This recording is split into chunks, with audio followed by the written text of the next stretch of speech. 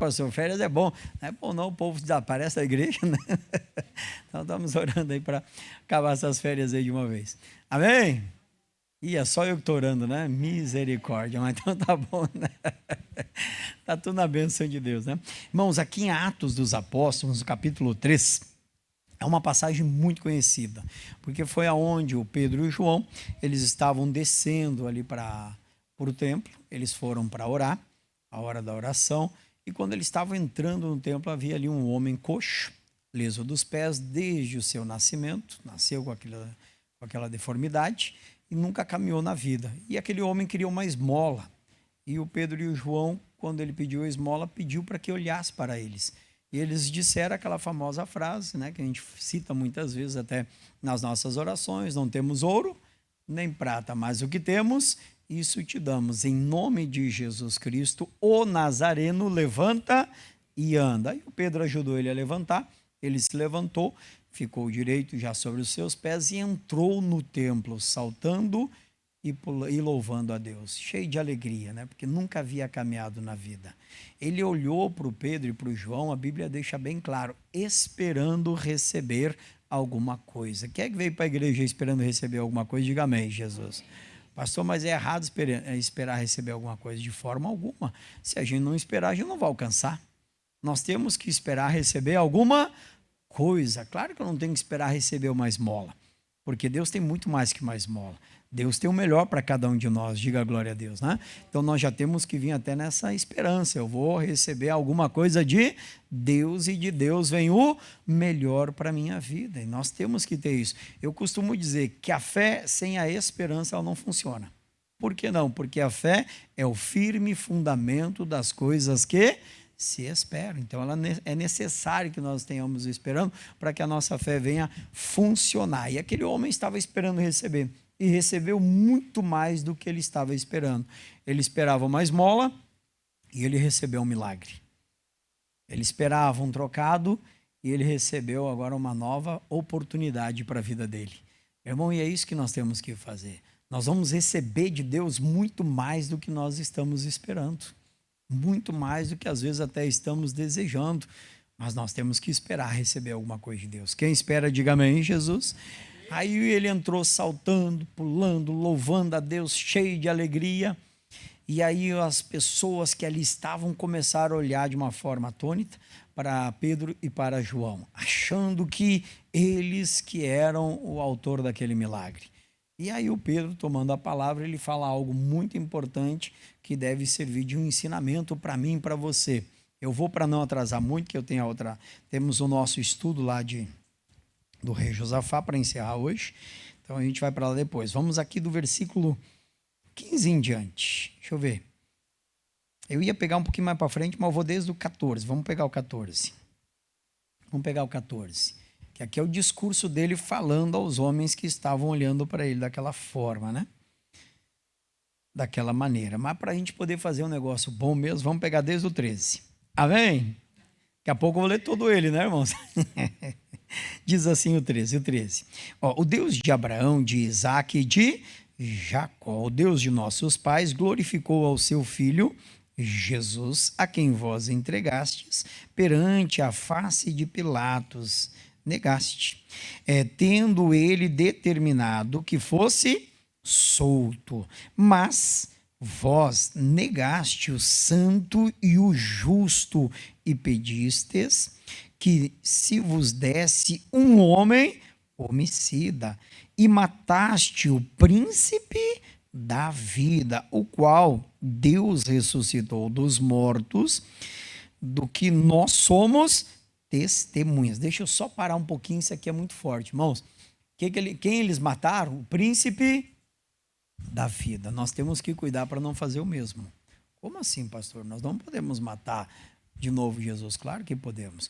Quando você e eu recebemos de Deus uma revelação e não damos atenção a ela, não damos crédito a ela, nós estamos matando o autor da vida dentro do nosso coração. Diga comigo, a palavra é Jesus. E se nós não aceitamos a palavra, nós estamos matando o autor da vida no nosso coração. Nunca rejeite a palavra, nunca rejeite a direção de Deus. Ele é autor da vida, é através dela que ele nos dá a vida, a mim e a você. E se nós a negamos, nós deixamos de receber. Nunca negue. Diz mais: e pela fé no seu nome, fez o seu nome fortalecer a este que vedes e conheceis.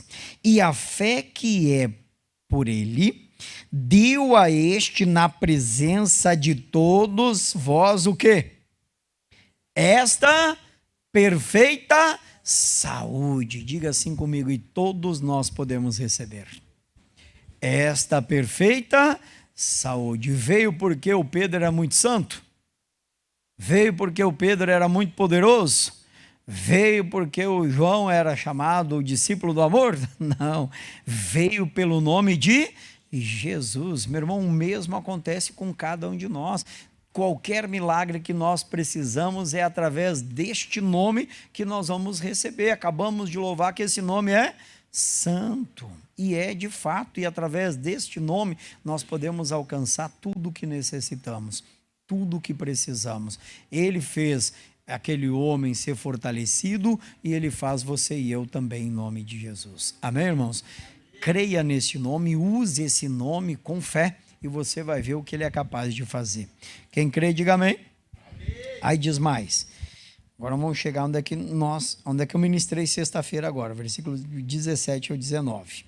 Agora, irmãos, eu sei que o fizeste por ignorância, como também os vossos príncipes. Irmãos, quantas coisas, dá um pouquinho mais de retorno para mim aqui, faz favor. Quantas coisas a gente faz por ignorância? Quantas coisas a gente faz por falta de conhecimento? Quantas coisas a gente faz por falta de entendimento? Quantas vezes nós, assim como eles, matamos a Jesus Cristo dentro do nosso coração, não aceitando a palavra, não aceitando a direção que ele nos dá. E nós o matamos também. E isso é por ignorância. Diga glória a Deus, que Deus não leva em consideração o tempo da ignorância. E isso faz com que a gente não seja destruído, senão seríamos. Porque muitas vezes nós negamos, muitas vezes nós rejeitamos, muitas decisões que tomamos, muitas atitudes que temos, a temos por ignorância, por falta de conhecimento, de entendimento no nosso coração e acabamos tomando decisões que vão nos prejudicando, que vão impedindo com que recebamos as bênçãos de Deus na nossa vida. E nós temos que buscar dar um basta nessa ignorância. E como é que a gente acaba com a ignorância? Diga, com o conhecimento. Conhecimento da palavra de Deus. Meu irmão, é assim que a gente vai acabar com a ignorância do nosso coração. Quanto mais conhecimentos tivermos, menos ignorantes seremos. Essa palavra, às vezes a pessoa não gosta de ouvir ignorante, né? Mas o ignorante é o falta de conhecimento, de entendimento. E isso nos prejudica. Isso faz a gente perecer, isso faz a gente sofrer, isso faz a gente ter atitudes que a gente acha que agrada a Deus e, na verdade, desagrada ao Senhor. Quantos serviram a Deus através de uma imagem? Quem é que teve essa ignorância? Quem é que fez isso já? Acho que quase todos nós, né? Mas nós pensávamos que estávamos servindo, nós imaginávamos que estávamos agradando a Deus, quando na verdade não estávamos agradando a Deus. Era uma ignorância, era uma falta de conhecimento, de entendimento da nossa parte. E acabávamos com isso desagradando a Deus. Quantos na ignorância acabaram até mesmo se ajuntando, por exemplo? Achando que estava fazendo a coisa certa, porque quando eu era mais jovem, eu ouvi uma frase dizer assim, ó, bem casado é aquele que bem vive. Quem é que já ouviu essa frase? Já ouviram ou não? E era assim que diziam ou não era assim que diziam? Porque achavam que não havia necessidade de seguirmos a lei, de seguirmos até os padrões que nós temos aí, que para ser casado a gente tem que ter uma certidão de casamento. O juiz de paz, ele tem que dar a assinatura dele lá para que realmente o nosso casamento seja válido. Senão nós não somos casados, senão, segundo a palavra, até a pessoa está vivendo em fornicação, porque ela está tendo um ato que, na verdade, ela não tem a permissão para ter, que seria apenas para quem é casado. E o matrimônio tem que ser algo venerado entre nós. Mas a gente vivia na ignorância e achava que não tinha importância, que não tinha problema. Não, mas se vocês também, então tá bom, então já são casados. Não, nós somos casados perante a lei. A pessoa muitas vezes vem procurar o pastor. Pastor, o senhor faz meu casamento? Faço. O que precisa? A certidão do casamento. Não, mas é que a gente estava pensando só em receber uma bênção na igreja. A igreja não pode dar bênção para ninguém. Quem dá é Deus, e Deus só pode dar diante da coisa certa, diante da coisa correta. Eu não sou juiz de paz, então não posso fazer o casamento. Se eu fosse, eu poderia fazer os dois. Eu não sou, então eu só posso, mediante uma certidão de casamento, ministrar a bênção sobre aqueles que já são casados. Quem entendeu, diga amém, Jesus. Mas às vezes a gente vive e faz a coisa pela ignorância. Não, bem casado quem bem vive. Não, bem casado é quem está fazendo a coisa de reta aos olhos do Senhor. Claro que tem que viver bem casados. Diga amém. Quem vive bem casado aí, diga amém. E quem não vive vai viver. Amém, irmãos? Aí, Jesus. Ô, meu pai. Não vai viver bem? Ô, Jesus. Não me assusta, meu irmão. Vamos continuar aqui então, né? Isso que sexta-feira eu não falei desse assunto, mas é sempre assim a palavra de Deus. Quando a gente abre ela e volta a meditar nela, sempre Deus traz algo novo, conforme a necessidade de quem está presente. Mas Deus assim cumpriu o que já dantes pela boca dos seus profetas havia anunciado, que o Cristo havia de padecer. Irmão, olha que coisa séria. Diga assim comigo: Deus vai cumprir tudo o que dantes ele falou pela boca dos profetas. Diga comigo, tanto de bom como de ruim. Isso é certo. Quando a gente vai ler Deuteronômio 28, a gente fica até feliz com Deuteronômio 28. Fica ou não fica? Quando a gente lê Deuteronômio capítulo 28, do 1 ao 14 ali, mas dá uma alegria, dá um ânimo, a gente fica feliz. Aí quando lê o 15, não, vou parar por aqui, Deus, obrigado. É mais ou menos assim, não é? Mas você já viu o que diz dali para frente? Eu não vou ler tudo, mas eu quero que põe na tela para mim, faz favor. Deuteronômio, capítulo 28, versículo 15, né? Será, porém, que se não deres ouvidos à voz de quem? Do Senhor teu Deus, para não cuidares em fazer todos ou alguns, todos os seus mandamentos e os seus estatutos que hoje te ordeno, então sobre ti virão todas estas maldições e te alcançarão. Daí alguém vai dizer assim: pastor, mas nós somos resgatados da maldição da lei. Diga assim comigo: ouvindo, guardando e cumprindo os mandamentos. Jesus foi muito claro: aquele que tem os meus mandamentos e os guarda, este será amado de meu Pai, eu amarei e me manifestarei a ele. É este que ama Jesus, então é este que vai de fato ser amado e vai ver a manifestação de Deus. Diga comigo, a palavra vai se cumprir. Jesus, ele veio cumprir, não revogar. Ele não veio aniquilar a palavra de Deus. Ele veio cumprir a palavra de Deus. Então ele veio nos ensinar que tudo vai se cumprir de acordo com aquilo que está escrito. Então, se nós guardamos o mandamento, glória a Deus, nós vamos viver Deuteronômio do 28, né, do 1 ao 14. Diga glória a Deus, irmãos. Amém? Agora, se a gente não guardar o mandamento, a gente vai viver Deuteronômio também. Mas daí é do 15 ao 62. Verdade. Não estou rogando praga para ninguém, pelo amor de Deus, né? Estou lhe ensinando uma verdade que às vezes a gente não para ouvir ou não quer ouvir. Porque a gente quer ouvir só o que é bom. Não, Deus vai fazer o que é bom.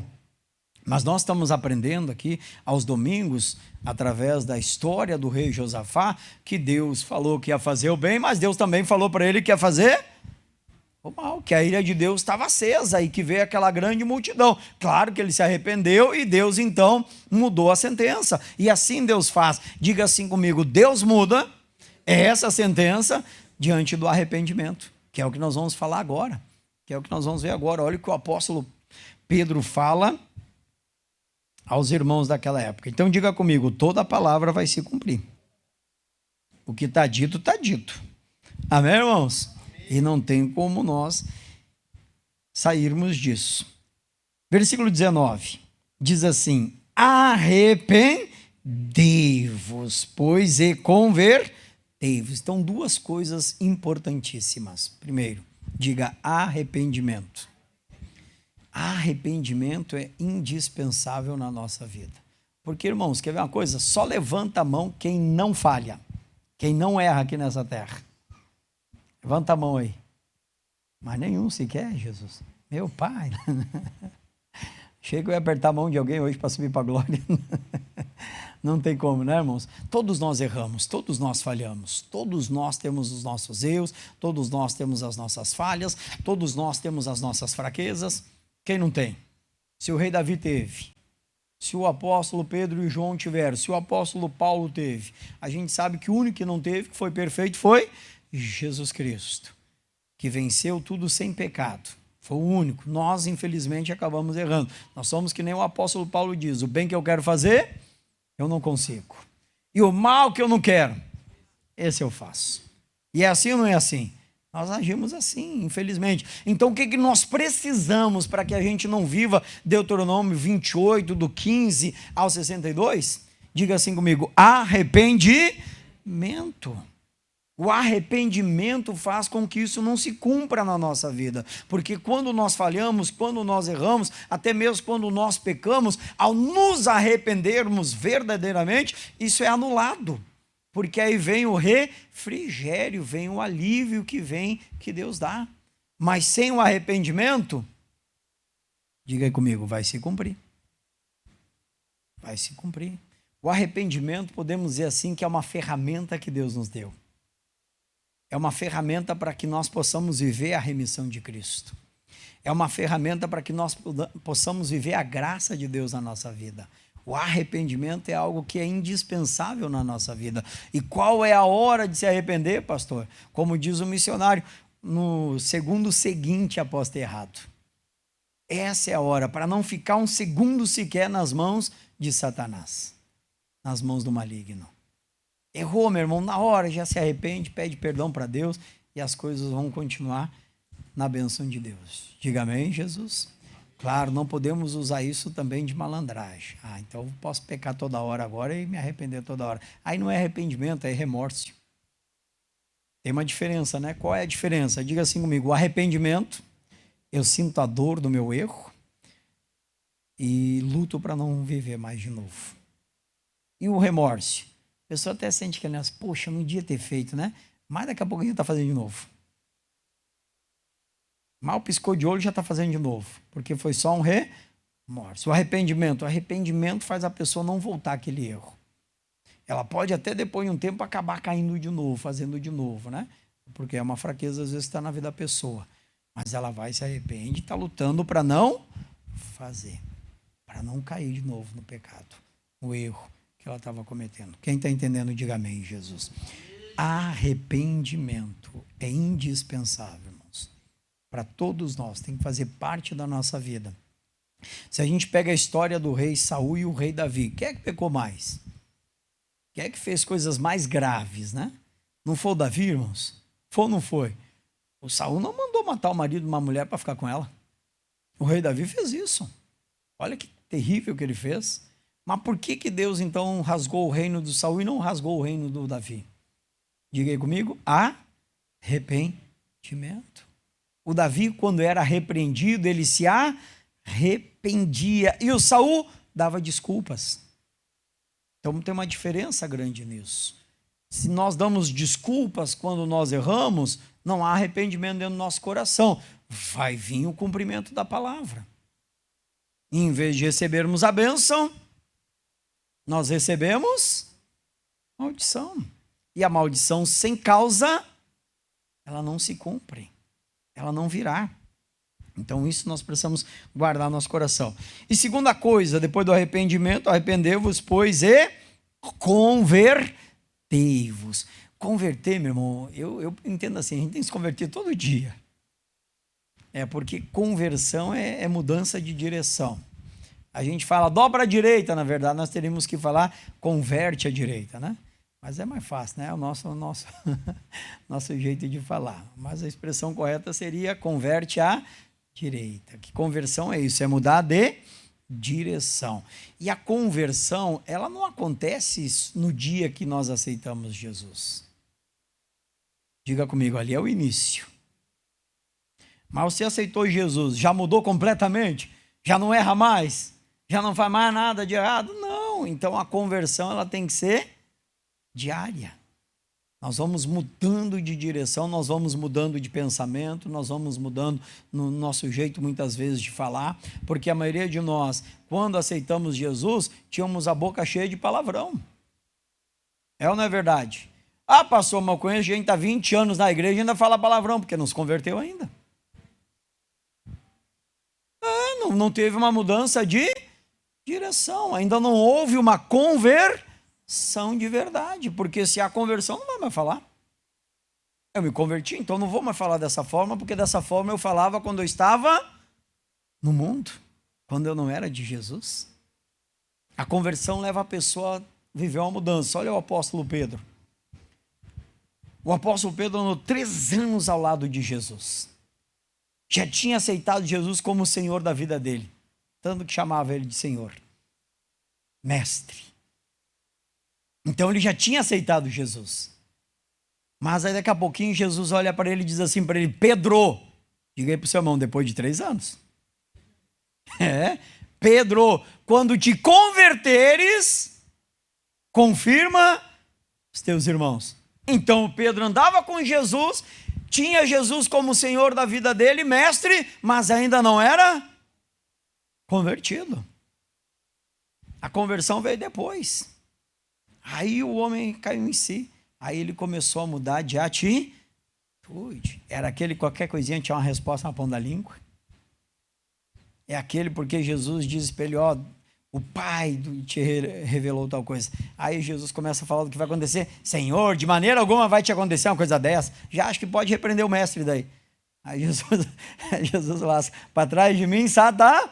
Meu pai, Satanás, se é Satanás, não pode estar convertido. É ou não é, irmãos? Se é chamado por Jesus de Satanás é porque ainda faltava a conver. Mas o Pai já não tinha revelado alguma coisa a ele? Sim ou não? Então, irmãos, não podemos confundir. Não é porque o Pai está nos revelando alguma coisa, não é porque já aceitamos Jesus e que de fato a gente é convertido. A gente é convertido quando a nossa vida muda.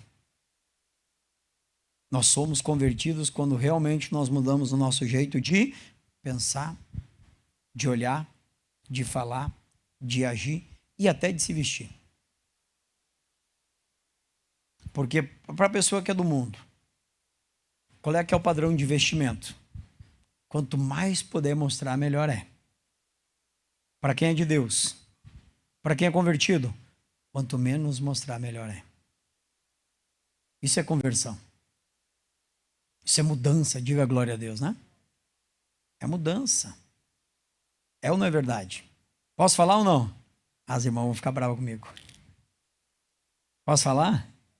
Tem certeza? Vou ver domingo que vem, hein? Tira a foto aí. Tira a foto. É ou não é verdade? A mulher no mundo, irmãos, ela quer ou não quer mostrar? Sim, é verdade ou não é? Mas quando ela se converte, ela já não quer mostrar mais. A mulher do mundo, a roupa quanto mais apertada para ela, mais bonita é. A mulher que se converte é o contrário. Quanto menos apertado, melhor fica. Verdade ou não é? Irmãos, minha esposa e eu não éramos convertidos quando nós casamos. A gente se converteu depois, a gente vê a mudança que Deus vai promovendo na nossa vida, no nosso coração. Eu falei isso porque é algo notório aos olhos de todo mundo, mas tem tantas outras coisas que tem que mudar, não é só isso. Isso é só um exemplo para que a gente possa entender que tem que haver uma mudança. Se não há uma mudança é porque ainda não houve a conversão. Arrependei-vos, pois, e convertei-vos. Diga comigo, são duas coisas. Se arrepender e se converter. E o que mais ele diz? Para quê? Olha aí. Arrependei-vos e convertei-vos. Para que sejam apagados os vossos pecados e venha assim os tempos do refrigério pela presença do Senhor. Diga glória a Deus. Não, o refrigério é aquele alívio, né? Aquela tranquilidade que a pessoa recebe. Eu usei o exemplo na sexta-feira até mesmo, que quando eu era mais jovem, jovem ainda sou, né? Eu não era criança, vamos dizer assim, né? Jovem ainda sou, só estou com 24,5, né? Então ainda sou jovem, né? E aí mas quando eu era bem jovenzinho, a minha avó, ela ia de um lugar para o outro, no interior, e ela sempre pedia para a gente, acabava indo com ela, né? Principalmente no período de férias, a gente acompanhava ela. Dava mais ou menos 1h30 de caminhada. Caminhada, no sol, meio de janeiro, fevereiro, dezembro, nos tempos quentes, né? E aquela 1 hora assim, subindo o morro, descendo o morro, num lugar mais de interior, às vezes conseguia uma carona, às vezes não conseguia uma carona. Aí quando a gente estava naquela caminhada que achava uma sombra, ou que a gente conseguia uma água gelada, mas dava um alívio que não era brincadeira. Meu irmão, é isso que Deus quer que a gente sinta na nossa alma. É isso que Deus quer que a gente sinta na nossa vida. Um alívio que no mundo nós nunca vamos sentir. Que sem o arrependimento e sem a conversão nós nunca vamos sentir. Porque no mundo a gente vive um vazio. No mundo a gente vive um peso que está sobre os nossos ombros, que Satanás coloca. E quando a gente se converte, diga comigo, esse peso é tirado.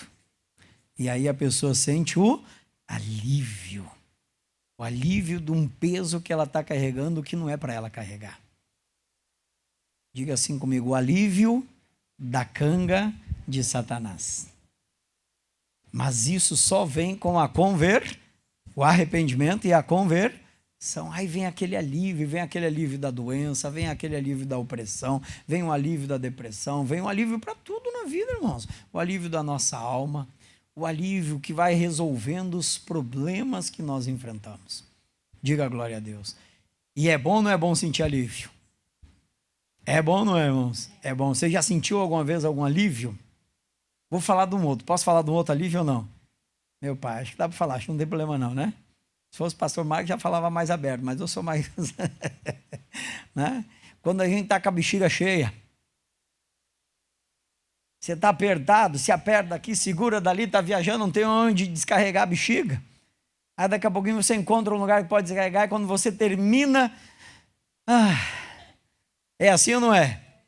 Isso é para você entender o que Deus quer fazer na nossa vida através do arrependimento e da conversão. Diga assim comigo, o alívio da nossa alma só acontece com essas duas ferramentas que Deus nos deu. Arrependimento e conversão. Aí você vai viver, vai desfrutar o verdadeiro alívio de Deus, do refrigério que vem, né, pela presença do Senhor. Mas que me chamou a atenção, irmãos, meditando um pouquinho, que ele diz assim, ó, e venham assim os tempos. Ele colocou no plural. Ele não colocou e vem, então, o tempo. Diga assim comigo, porque não vai ser só uma vez que nós vamos precisar desse refrigério. Mas cada vez que precisarmos, nós sabemos agora onde encontrar. E de que maneira encontrar. Amém, irmãos? Diga assim comigo, arrependimento e conversão. Se algo está nos perturbando, se algo está nos afligindo, se algo está tirando a nossa paz, se algo está pesando sobre os nossos ombros, então é necessário que haja um arrependimento, porque isso veio por causa de algum erro que cometemos e que talvez no momento nem entendemos, nem vimos. E precisa uma conversão, ou seja, mudar de parar de fazer o que estava fazendo. Por isso que ele coloca no plural. Virá assim os tempos do refrigério pela presença do Senhor. Cada vez que precisarmos, nós agora sabemos onde encontrar esse alívio. Amém, irmãos? Mas ele não vai acontecer, irmãos. Não estou rogando praga. Mas ele não vai acontecer sem o arrependimento e sem a conversão. Quem entendeu, diga amém. Jesus. Amém, irmãos? Então essa palavra eu preguei sexta-feira, só que foi muito forte, eu comentei até num culto. Acho que a senhora estava também, né, Marli? Eu disse, eu vou ter que pregar isso aqui domingo de novo, porque está ardendo no meu coração. Eu falei, a senhora também estava naquele culto, né? Eu falei, vou ter que pregar domingo, porque está ardendo no meu coração. Porque é algo, meu irmão, que nós precisamos. Sem o arrependimento, sem a conversão, nós não vamos experimentar o refrigério de Deus. Quem quer experimentar esse refrigério, diga amém, Jesus, né? Então eu quero que você coloque assim a mão no seu coração, feche os teus olhos, em nome de Jesus, e ore agora, fale com Deus.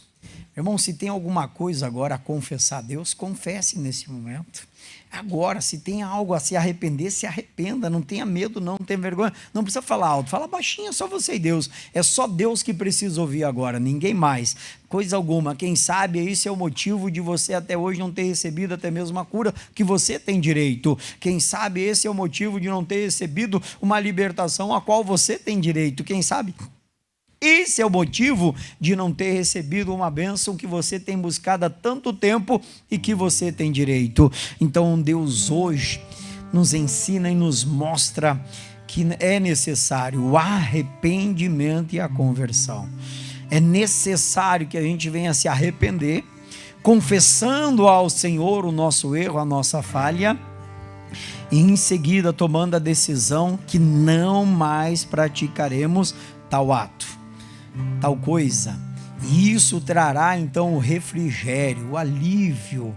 Isso vai trazer a paz ao seu coração, a tranquilidade para a sua vida. Isso vai trazer o que você está buscando, a bênção que talvez há tanto tempo você está desejando, ela vai acontecer, porque isso quebra todo e qualquer ardil de Satanás, isso desfaz as cadeias do inferno, isso quebra as correntes do diabo, isso desfaz as obras malignas, satânicas, quando há o arrependimento, quando há sim a conversão, como houve com Davi no caso da Betseba, em outros casos também, isso haverá conosco. Deus não muda, Ele é o mesmo ontem, hoje e eternamente. Agora é a sua hora, meu irmão, agora é o seu momento, minha irmã. Isso, vai falando com Deus agora, fale com Ele, não tenha vergonha, fala para Ele qual é o erro, qual é a falha que você tem cometido, que hoje você se arrepende e deixará, e vai se converter para não mais praticar.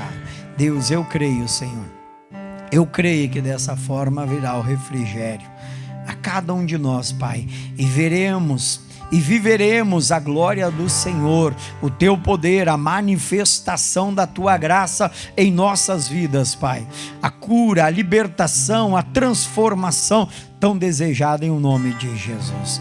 Eu creio, Jesus, eu creio, Pai, que é a Tua palavra que está nos ensinando, meu Deus. E eu levanto a minha voz agora, diante dessa pessoa arrependida e convertida, deixando esse erro contra Satanás, repreendendo agora todo mal, repreendendo agora toda maldição, repreendendo e anulando agora todo o poder maligno, toda obra do diabo, todo o poder das trevas. Eu falo a todos os demônios, eu falo a todos os principados, eu falo a todas as potestades, aonde houver o mal, aonde houver uma maldição, aonde houver um espírito maligno atuando, agindo, agora, demônio, teu poder é quebrado. Agora, demônio, tu perdeu essa vida.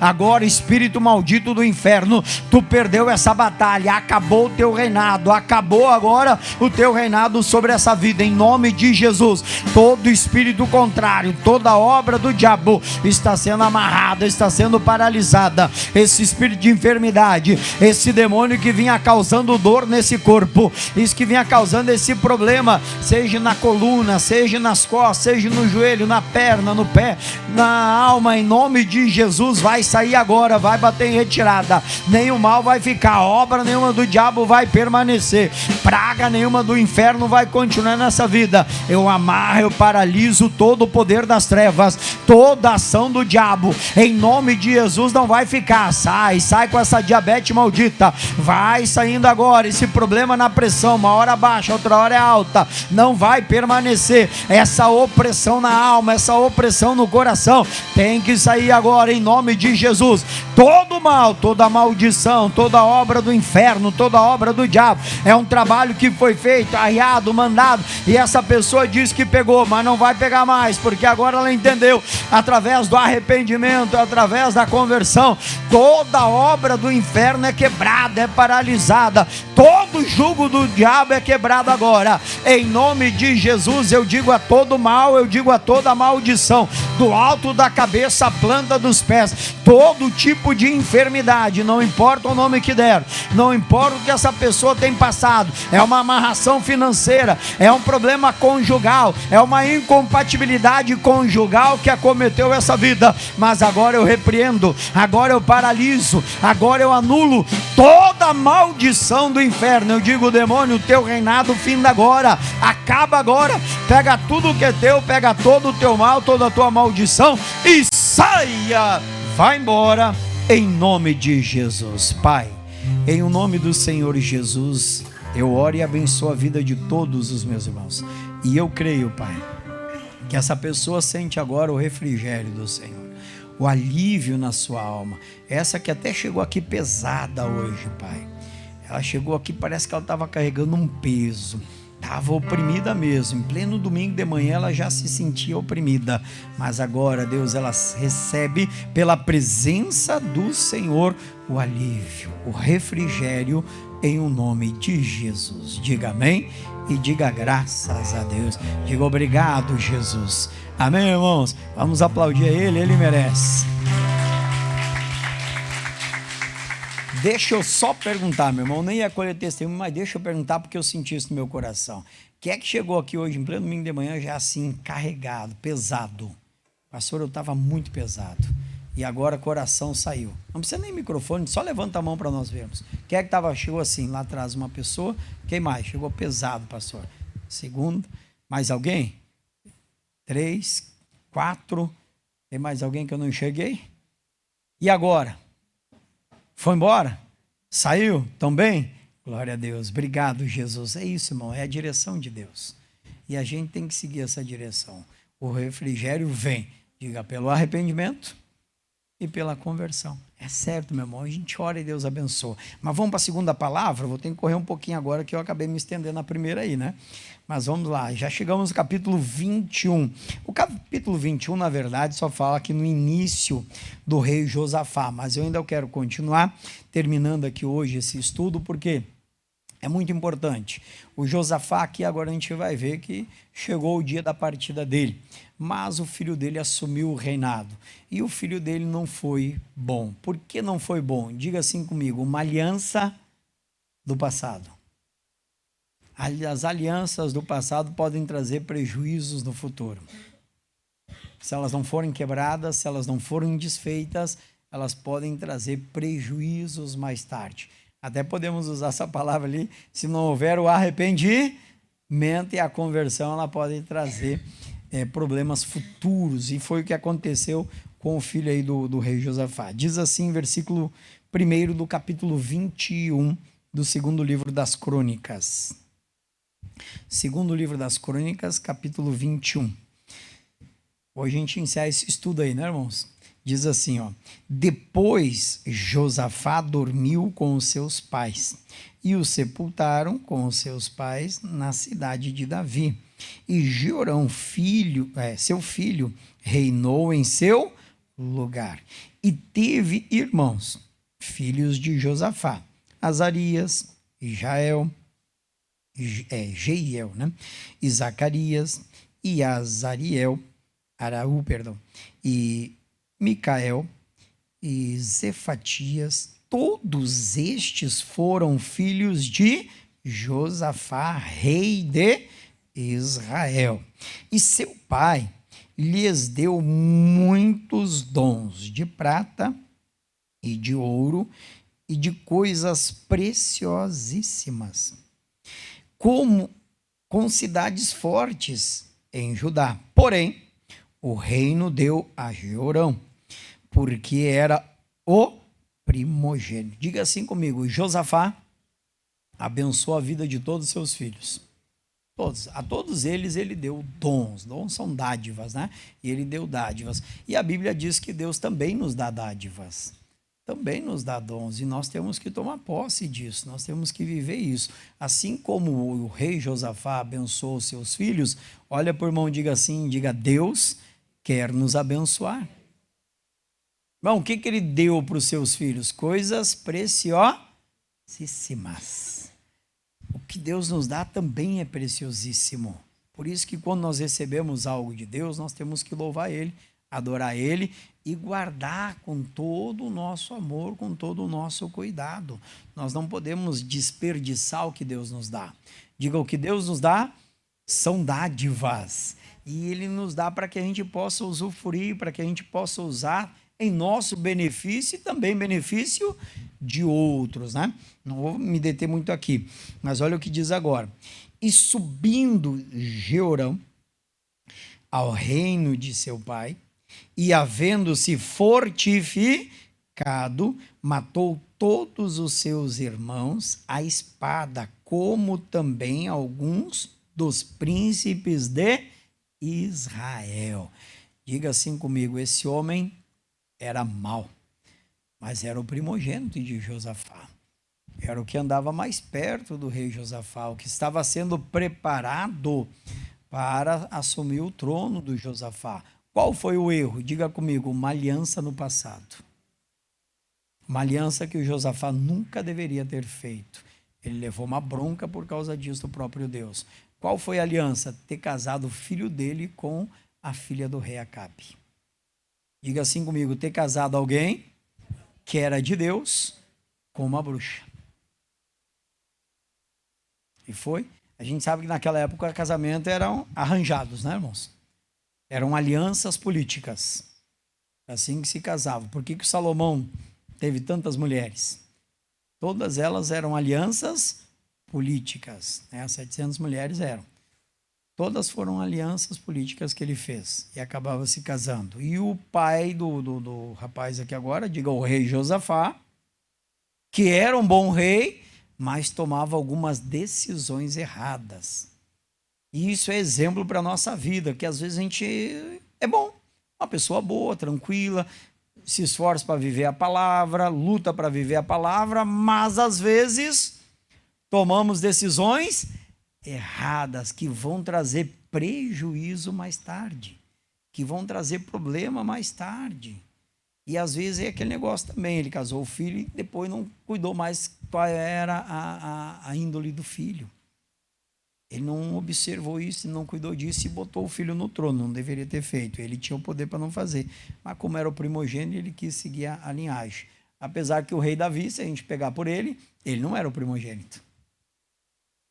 Josafá podia ter parado e pensado: poxa, se o Davi não for o primogênito, então eu não preciso dar o reinado para meu filho também, que é o primogênito, porque a índole dele não é boa, não está fazendo o que é reto aos olhos do Senhor. Daí diz assim: da idade de 32 anos era Jeorão, quando começou a reinar, e reinou 8 anos em Jerusalém, e andou nos caminhos dos reis de Israel, como fazia a casa de Acabe. Por quê? Aí que vem um ponto muito importante. Porque tinha a filha de Acabe por mulher e fazia o que era mal aos olhos do Senhor. Qual é o erro? Diga assim comigo: conselheiro errado. Irmão, tem que perguntar para você: quem é o seu conselheiro? A Bíblia diz que nós temos aquele que é o maravilhoso conselheiro. Está lá em Isaías. É o Senhor Jesus. Mas muitas vezes quem está nos aconselhando não é Deus. Muitas vezes quem está nos aconselhando nem é uma pessoa de Deus. essa mulher não era de Deus, ela era filha de uma bruxa, a Jezabel. Já ouviu falar da Jezabel, né? Sim ou não? Já, né? Nós tínhamos até uma obreira numa igreja que eu passei que se chamava Jezabel, mas ela deixava claro dizendo assim, mas o meu é com S. já para não confundir o negócio, né? Lembra, né, amor? Mas o meu é com S. Já para não deixar nada que o diabo pudesse pegar aí, né, irmãos? E a Jezabel era uma mulher má, muito má, era uma feiticeira, uma bruxa, que fez Israel pecar muito nos dias do Acabe e infelizmente ensinou a filha dela a fazer o mesmo. E a filha dela agora estava influenciando o rei de Judá a cometer os mesmos erros que Israel estava cometendo. Diga assim comigo, cuidado com os conselheiros. Porque, meu irmão, esse rapaz devia ser de Deus, pois ele nasceu num lar de Deus. Ele estava num reino que era de Deus, só que estava sendo aconselhado por quem não era de Deus. E a gente vê isso acontecendo muito com a igreja de hoje. Hoje, muitas vezes, o conselho não vem da palavra. O conselho vem de algo que alguém falou na internet. Hoje, muitas vezes, o conselho não vem da palavra, mas vem de algo que falou, alguém que falou o que eu queria ouvir. Hoje, o conselho, muitas vezes, não vem do Espírito Santo. Mas aquele é um homem muito sábio, mas não é de Deus. E muitas vezes são estes os nossos conselheiros, que estão dando conselhos que não estão de acordo com a palavra. Às vezes a pessoa está buscando isso, não, eu quero conselho que concorde comigo. E não o conselho que vai me corrigir. Não o conselho que vai me consertar. Não o conselho que vai me encaminhar no caminho reto do Senhor. Então nós temos que cuidar quem está sendo o nosso conselheiro. Por causa do conselho, e aqui no caso era a esposa dele, ele fez coisas terríveis aos olhos de Deus. Imagina comigo, mandou matar os próprios irmãos. Coisa terrível, né, irmãos? Para não ter nenhum risco, né, de perder o reinado dele. Mas diga comigo, tudo conselho errado. Irmão, a gente tem que cuidar quem é que é o nosso conselheiro. Ah, pastor, é o meu marido, é minha esposa, mas está sendo um conselho de Deus? Ou ele está aconselhando já para satisfazer, às vezes, uma vontade que ele tem, que ela tem? Então, tudo isso, mas pastor, mas é o meu marido, eu tenho que concordar. Não, a gente tem que honrar, respeitar. Mas nem tudo a gente vai concordar. Se está fora da palavra, na correta coisa, não está na direção de Deus, como é que a gente vai concordar? Aí também está errado. O meu conselheiro tem que ser... Não estou querendo botar discórdia em casamento, de forma alguma, né, irmão? De maneira alguma, mas a gente tem que agir com sabedoria. Não, esse conselho aqui não é bom. Esse conselho aqui vai levar a fazer o que é mal aos olhos do Senhor. Então, não vou acatar, não. Eu vou buscar em Deus a sabedoria para fazer diferente. O nosso conselheiro tem que ser o Senhor, aquele que vai nos dirigir, que vai nos guiar. Ele afirmou, eu sou o caminho, a verdade e a vida. Então é ele, não é o que o A diz ou o B diz. Nós temos que ficar com o conselho do Espírito Santo, que esse sim vai nos encaminhar por caminhos retos. Os demais conselhos podem nos tirar do caminho, na verdade. Amém, irmãos? Claro que a Bíblia nos ensina a buscar conselhos, não é errado, não. Não é errado. A Bíblia diz que a guerra se vence, Provérbios, né? Se vence com a multidão de conselhos. Diga assim comigo, mas conselhos de pessoas dirigidas pelo Espírito Santo. A gente tem que ter ali o discernimento. Não, esse conselho aqui não vem de Deus. Não, esse vem. Esse conselho aqui está de acordo com a palavra. Esse aqui está fora da palavra. Aí a gente vai poder ter o bom conselho que vai nos ajudar, que vai nos orientar a nós fazermos o que é reto aos olhos do Senhor, não o que é mal aos olhos do Senhor. O homem fez o que era mal. E só por amor a Davi que Deus não rasgou o reino. Que Deus não destruiu o reino. Que Deus tinha prometido para Davi que colocaria sempre um varão que se assentasse ao trono dele. Só por causa disso que Deus não rasgou o reino deste homem. Diz aí no próximo versículo até mesmo, né? Vamos ler para a gente encerrar. Porém, o Senhor não quis destruir a casa de Davi, em atenção ao concerto que tinha feito com Davi, porque também tinha dito que lhe daria por todos os dias uma lâmpada, e ele e a ele e aos seus filhos. Diga comigo, Deus também tem um concerto com cada um de nós. E você sabe que o concerto de Deus nos dá o direito de viver as firmes beneficências de Davi. Quem vai viver, diga amém. Jesus, Isaías 55, versículo 3, a Bíblia diz isso, que Deus tem um concerto conosco para que a gente viva, desfrute das firmes beneficências de Davi. E Deus quer que você desfrute, meu irmão. Eu vou viver, quem vai viver, diga amém, Jesus. Glória a Deus. Quem entendeu esse segundo recado aí, diga amém, Jesus.